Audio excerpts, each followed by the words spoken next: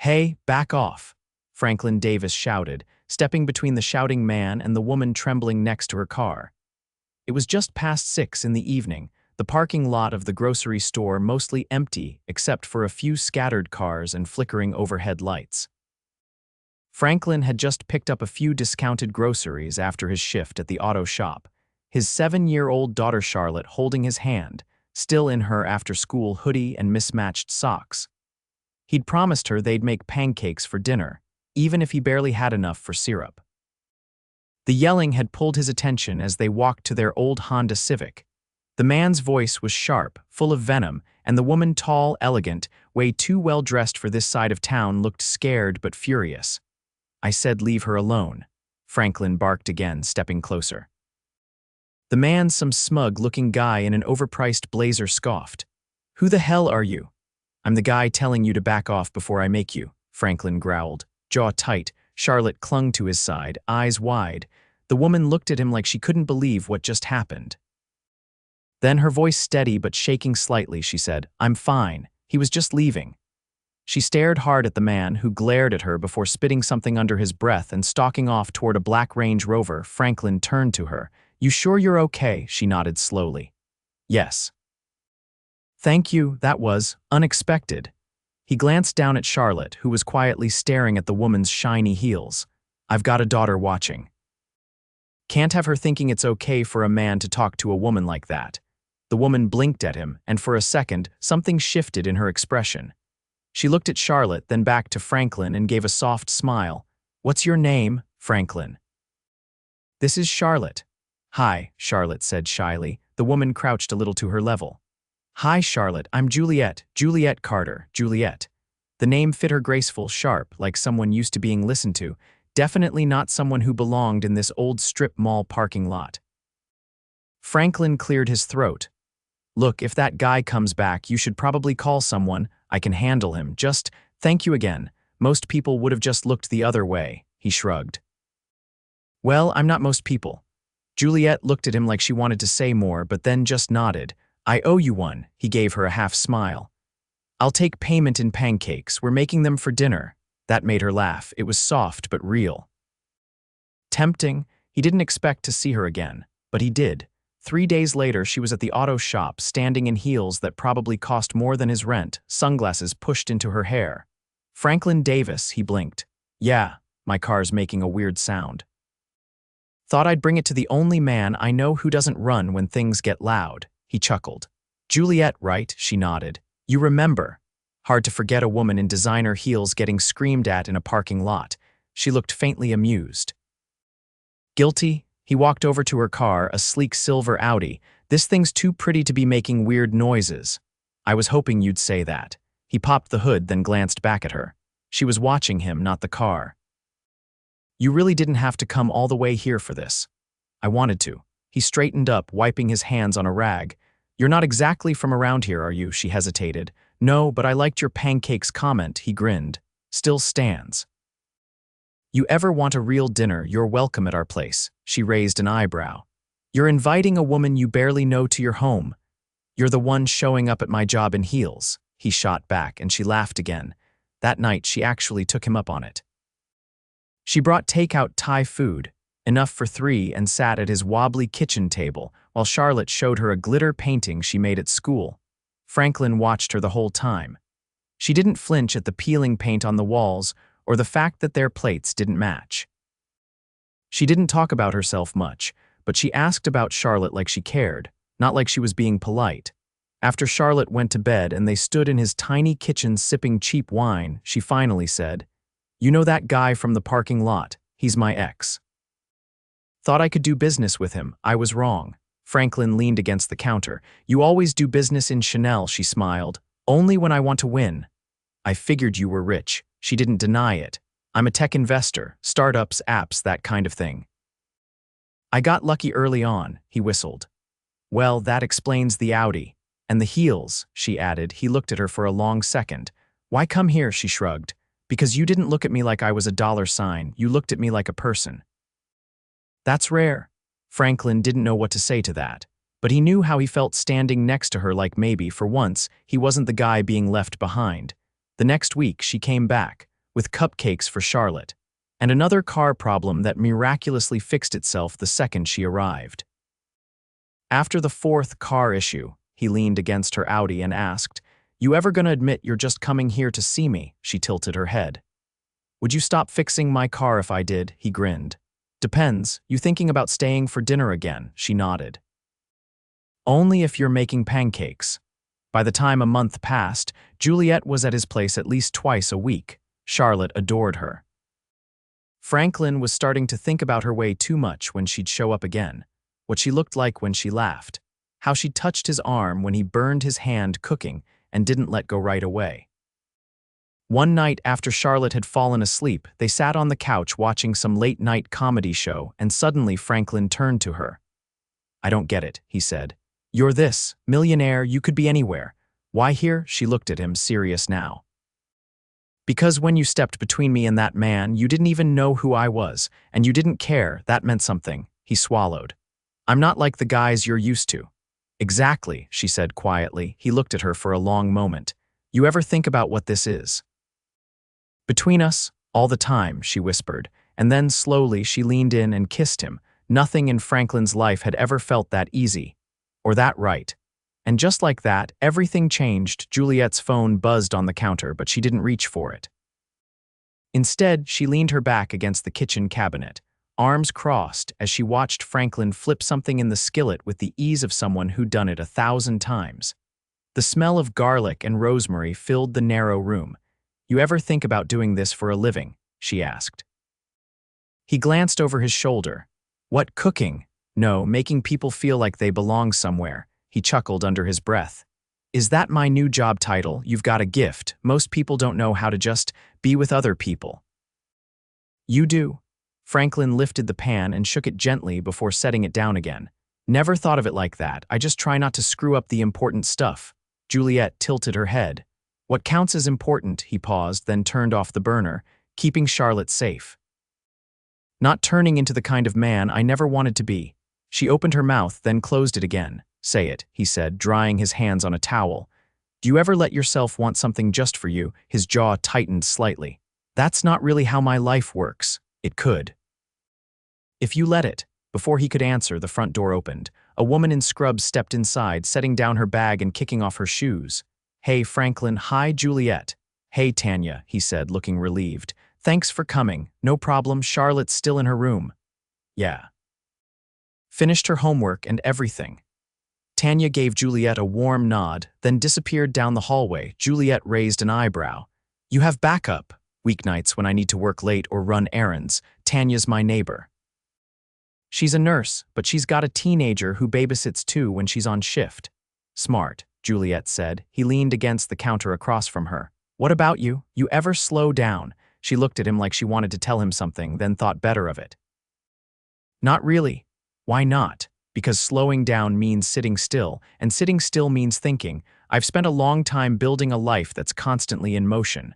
"That sounds exhausting." "It is, but it's better than the alternative." His brow furrowed. "What alternative?" "Letting people get close and then watching them walk away." He stepped closer, voice low. "I'm not walking anywhere." Juliette held his gaze. "Don't promise that unless you mean it." "I don't say things I don't mean." A silence settled between them, thick and charged. Then she exhaled and looked away. "I have to go to Chicago next week. Investors Summit. I'll be gone 4 days." He nodded. "All right. I want you to come." He blinked. "Me?" She met his eyes. "Yeah, you bring Charlotte. There's a kids program run by the hotel. She'd love it. And I need someone there who doesn't talk in percentages and projections."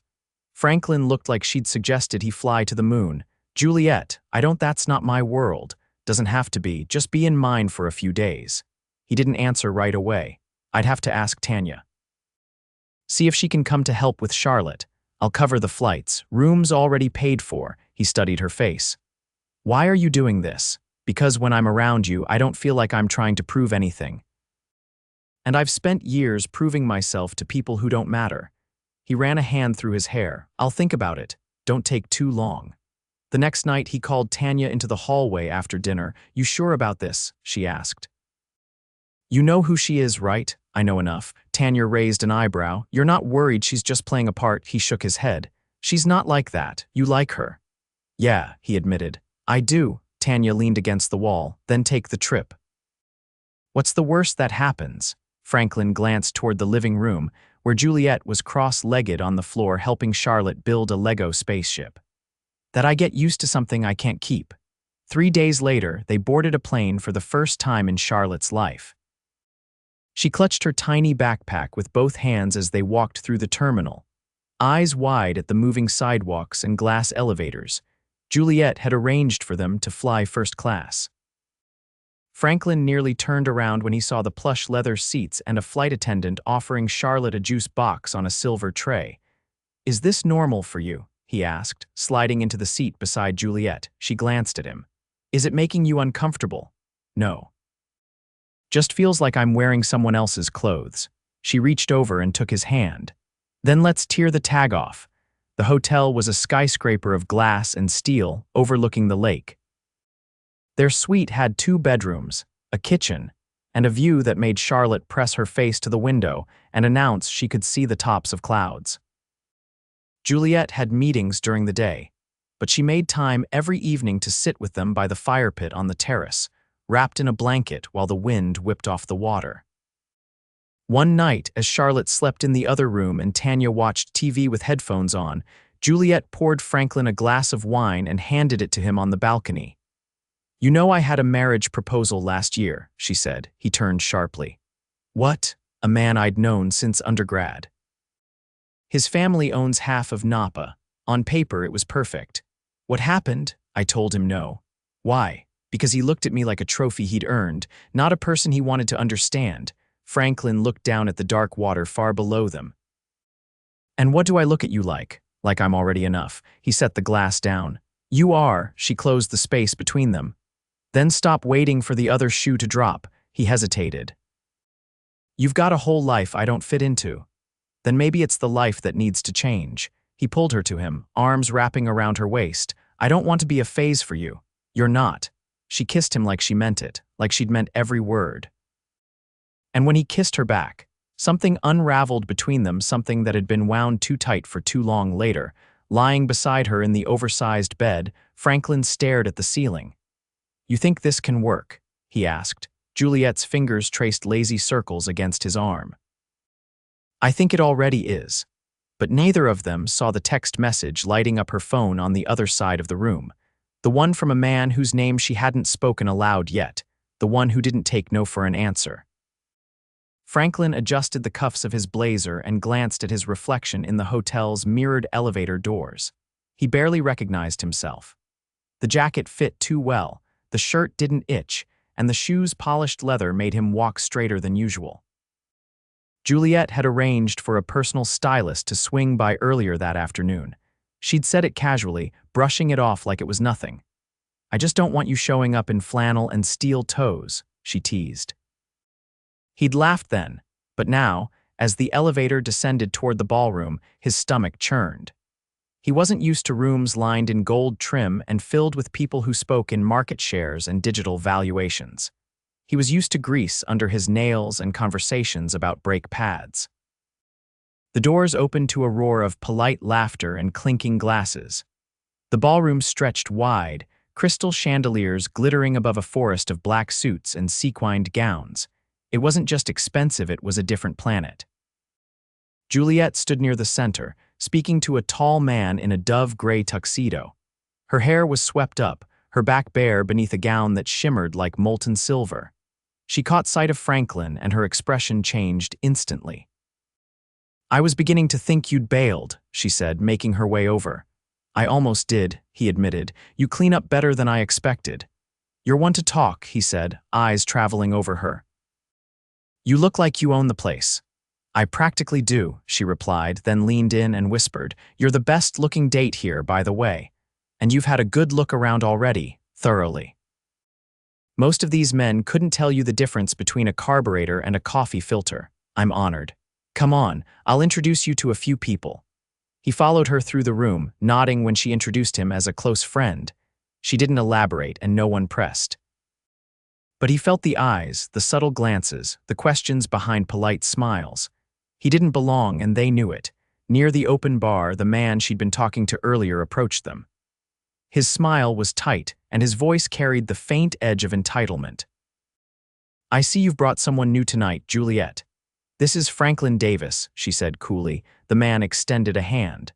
"Sebastian Langford. We've met before at the Geneva summit."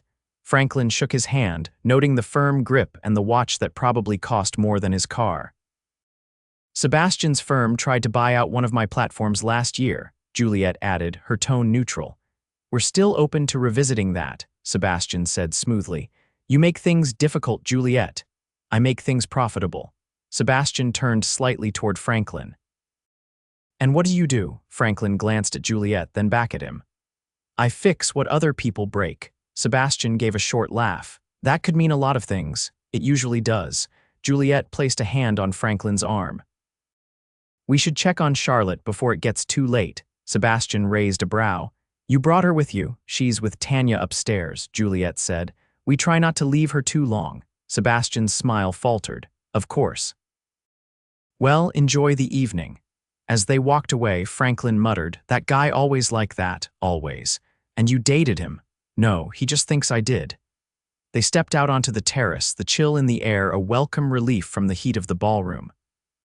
Juliette leaned against the stone railing, her eyes on the lake below. "I hate these events sometimes," she said quietly. "Then why come? Because if I don't show up, they think they've won. And I've worked too hard to let men like Sebastian believe they built this world without me." Franklin stood beside her, silent for a moment. "You said you wanted someone here who didn't talk in projections. But I think what you really meant was you wanted someone who wouldn't expect you to apologize for being better than them." She turned to him, her expression soft. "You always see right through me. Not through, just clearly." A long pause fell between them before she reached for his hand. "There's something I haven't told you." Franklin's shoulders tensed. "What is it?" "My father passed away last spring. He was the only person who ever told me I didn't need to prove anything to anyone." Franklin didn't speak. He just waited. "When he died, I buried myself in work. I didn't want to be alone, but I didn't want to be seen either.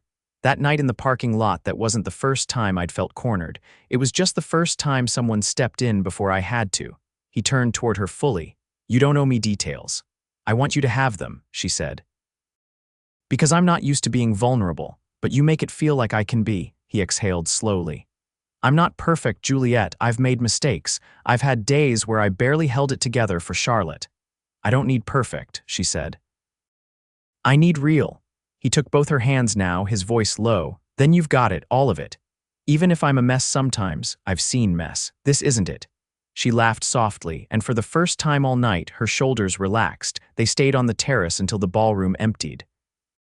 When they returned to the suite, Charlotte was snuggled under a blanket, half asleep with Tanya reading beside her. "You two looked fancy," Tanya teased, standing to gather her things. "Thanks again for staying," Juliette said. "Anytime." "She's easy."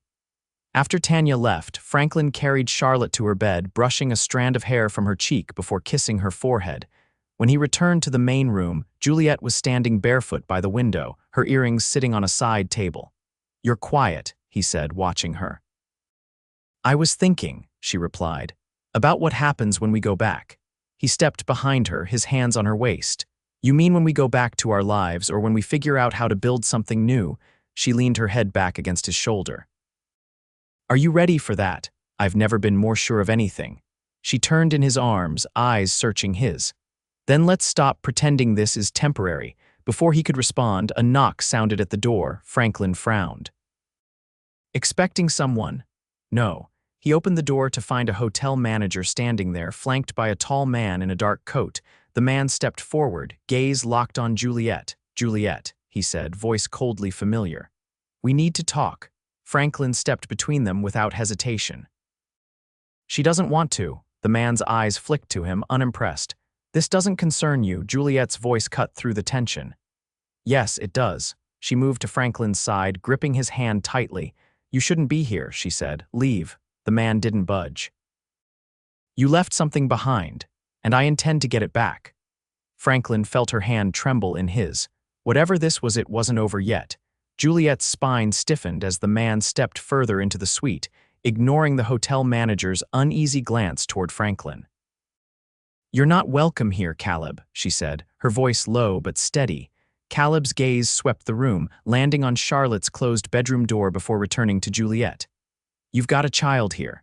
Is that how far we've fallen? Hiding behind a mechanic and playing house with someone who doesn't even belong in this world, Franklin didn't flinch. He moved in front of Juliette, eyes locked on the intruder. You've got 5 seconds to walk out of here before I make it very clear you picked the wrong door. Juliette touched Franklin's arm. Let me handle this. He turned his head slightly. You sure? She nodded once. Close the door behind him. Franklin hesitated but eventually stepped aside. Caleb walked in with the practiced arrogance of a man used to owning rooms. Juliette crossed to the corner near the suite's desk, folded her arms, and waited until Caleb turned toward her. You flew across the country to do what, exactly? She asked. To remind you that walking away from me doesn't erase what we built, he replied. Juliette's lips curled, but there was no humor in it. Built? You mean the funding I secured, the contracts I negotiated, and the company you nearly bankrupted with your ego? Caleb's jaw twitched. You always loved rewriting history. I protected our investors when you started gambling with their money. You lost your board seat because they saw what I did someone who couldn't separate pride from business. He stepped closer. You're still trying to convince yourself I'm the villain. But you forget I know what you're really afraid of. Juliette didn't blink. No, Caleb, you know who I used to be, and that's not who I am anymore.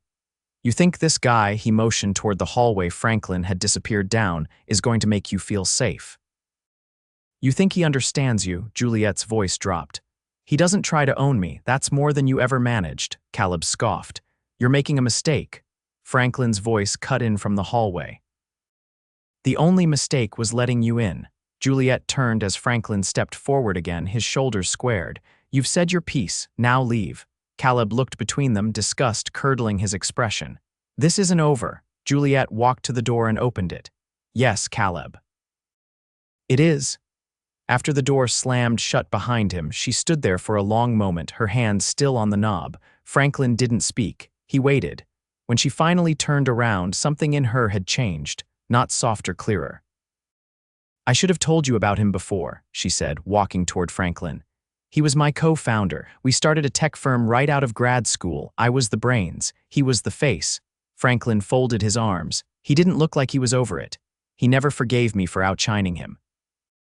When the company took off, he wanted control. I wouldn't give it to him, so he tried to push me out. I exposed what he was doing to the board. He lost everything, and he's been waiting for a chance to shake me ever since. Franklin nodded slowly. That kind of resentment doesn't just fade. No, she agreed. But I'm done letting it follow me. He stepped closer, brushing her hair behind her ear. You don't have to carry it alone. Her eyes met his. I've never trusted anyone with it before. You can trust me. Her breath hitched slightly. I do. They stood in silence until the soft creak of Charlotte's door opening broke it. She padded into the room, rubbing her eyes. I heard voices, she mumbled. Franklin bent down. Everything's all right, Peanut. Just a grown-up talking too loud. Juliette knelt beside them. You want a glass of milk, Charlotte nodded, yawning. As Juliette moved toward the kitchenette, Franklin lifted Charlotte and settled her into the couch. She curled against his side, already dozing again by the time Juliette returned with a small glass and a blanket. They sat like that for a while, quiet, close, real. The next morning, Juliette canceled her final panel and packed their bags. The flight back to New York was calm, but heavier than the one that brought them there. Not tense, just full of the kind of quiet that comes when something has shifted. Back at the apartment, Juliette stood in her foyer, surrounded by the clean lines and curated elegance of her space. Franklin set Charlotte's bag down and rubbed his neck. You sure you're okay? He asked. She walked to him, took his hand, and placed a set of keys in it. I want you here, she said. Not just visiting, not just passing through, his brows furrowed. Juliette, I mean it. This place has never felt like home, but when you and Charlotte are here, it does. He stared at the keys for a long moment. I don't have a trust fund, he said finally. I can't promise designer schools or summer villas. You've already given me something better, she said. You gave me a life I didn't know I needed. He looked at her and then at the room and then back at her again. You're sure? I've never been more. Franklin pulled her in, one arm around her waist, the other still gripping the keys. Then I guess we've got some furniture rearranging to do. Charlotte burst in from the hallway. Does this mean I get to live in the fancy place with the spinning chairs? Juliette laughed, scooping her up. Only if you promise to keep spinning to a minimum. Charlotte considered that. I can't, Franklin sighed. Well, we're already here. Weeks passed, and the rhythm they found became something solid. Franklin took a job managing a vintage car restoration garage in Brooklyn. Juliette scaled back her travel, focusing more on projects that let her stay close to home. Charlotte transferred to a new school where she made friends faster than expected. One Saturday, Franklin came home to find the dining room transformed glass vases, white candles, a linen tablecloth. Juliette stood at the center, holding a small black box. He blinked. Are we celebrating something? She walked up to him, lifted the lid of the box, and revealed a key, a real one, not a symbolic gesture. I bought the shop, she said. The one you've been working at. It's yours now. He stared at her, stunned. You didn't have to, I know, but I wanted to. You saved me in a parking lot when you had nothing to gain. Let me do this. He took the key, his voice rough. I love you, she smiled. I know, I love you too. And just like that, the life they never expected became the one they'd never imagined living without. Rain tapped against the windows of the brownstone as Franklin stood barefoot in the kitchen, drying a plate with one hand and watching Juliette pace the living room with a folder tucked under her arm. Her heels lay discarded by the couch, curls falling loose from the twist she had pinned up earlier. She looked distracted, but not with worry, more like anticipation. You've been holding that folder like it's going to self-destruct, Franklin said, tossing the dish towel over his shoulder. I got an offer, Juliette said, turning to him. A big one. He leaned against the counter. Walk me through it. She set the folder down on the table and opened it without ceremony. There's a new venture capital fund launching, female-led, globally scaled. They want me to sit on the board. It's based in London, but they're opening a New York office. I'd split my time. Franklin raised an eyebrow. And you're thinking about it. I already said yes, but only if I could negotiate terms that let me stay rooted here. He crossed the room. You sure that's what you want? She looked up at him. I spent years building someone else's empire. This time I want to build something that reflects what I believe in, and I want to do it without sacrificing the life we've made. Franklin nodded once. Then we make it work. Juliette's eyes softened. Just like that, he reached for her hand. You're not doing this alone anymore. Remember, she pulled him closer, resting her forehead against his chest. It still surprises me how easy it is with you. Not easy, he said, just right. The knock at the door came just as Charlotte called out from upstairs. I'll get it. Juliette stepped back, brushing hair from her cheek. You're letting her answer the door now. She's 7, not 70, Franklin said. And Tanya's with her. Juliette walked to the foyer as Charlotte opened the door to reveal a delivery driver holding a large white envelope. I think this one's for you, Charlotte said, handing it over before disappearing back upstairs with a juice pouch in hand. Juliette opened the envelope at the table without sitting down. Inside was a photograph, an old one. Her father, standing in front of their childhood home, smiling in that easy way he always had, holding a young Juliette by the hand. Behind it was a letter from her father's old attorney. A final instruction. She read it silently, lips parting as her eyes scanned the contents. What is it? Franklin asked, walking over.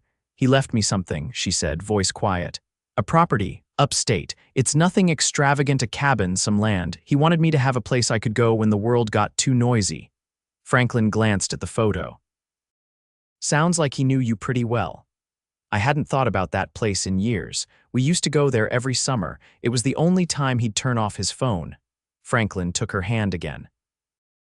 Maybe it's time we saw it for ourselves. They drove up the following weekend, Charlotte bouncing in the backseat with a well-loved stuffed fox clutched to her chest. The roads narrowed the farther they went, until pine trees lined both sides and the air smelled like moss and wood smoke. The cabin wasn't much weathered wood, a stone chimney, shutters that creaked, but as Juliette stepped onto the porch, something in her face changed. She looked like she'd found a piece of herself she hadn't realized was missing. Inside, the furniture was covered in white sheets, dust lingering in the corners. but the bones were strong. The fireplace still worked, and on the mantel sat an envelope marked with her name, dated nearly a decade before. She opened it slowly, Franklin and Charlotte giving her space. Her father's handwriting was familiar, comforting. You spent your life running toward the next summit. I hope one day you'll stop long enough to enjoy the view. This place is yours now. Fill it with what matters. Juliette folded the note carefully and placed it back on the mantel. Then she turned to Franklin and Charlotte. I want this to be ours, she said. Not just mine. Franklin walked to her, wrapping an arm around her waist. Then let's build something here too. They spent the summer splitting time between the city and the cabin. Juliette installed solar panels. Franklin rebuilt the porch swing, and Charlotte claimed the attic nook as her reading fortress.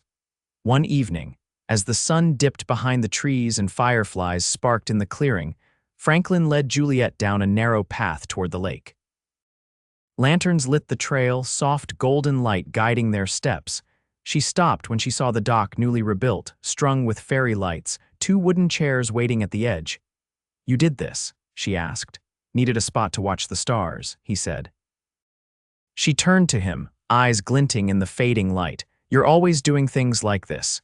He reached into his pocket and pulled out a small velvet box. One more thing, Juliette's breath caught, but she didn't speak. I know this isn't how people usually do it, Franklin said. But nothing about us has been conventional, and maybe that's what makes it right. He opened the box. The ring was simple, a single diamond, classic setting, nothing flashy, just elegant, just her. I love you. I love what we've made together. I want to spend the rest of my life building more of it with you. Will you marry me? She didn't hesitate. Yes, she whispered, the word catching in her throat. He slipped the ring onto her finger, and she kissed him like she'd been waiting her whole life to say yes to something that finally made sense. Charlotte barreled down the path moments later, barefoot and breathless. Did you ask her? She said, wide-eyed. Franklin nodded. She said yes. Charlotte threw her arms around both of them. Can I be the flower girl? You were always going to be, Juliette said, laughing through tears. By autumn, they were married under a canopy of gold leaves at the edge of the lake. Just close friends, Tanya officiating, Charlotte tossing petals with wild abandon. There were no press releases, no headlines, just vows whispered beneath the trees and a kiss that sealed a future they'd built from nothing but love and grit. They spent their wedding night in the cabin, curled beneath a quilt Juliette's mother had made when she was a child. The fire crackled in the hearth, and Franklin rested a hand on her stomach. I've been thinking, he said softly. Maybe Charlotte won't be an only child much longer. Juliette turned to him, eyes wide. You want more, he nodded. If you do, she smiled. I do. Years later, the cabin would become their haven.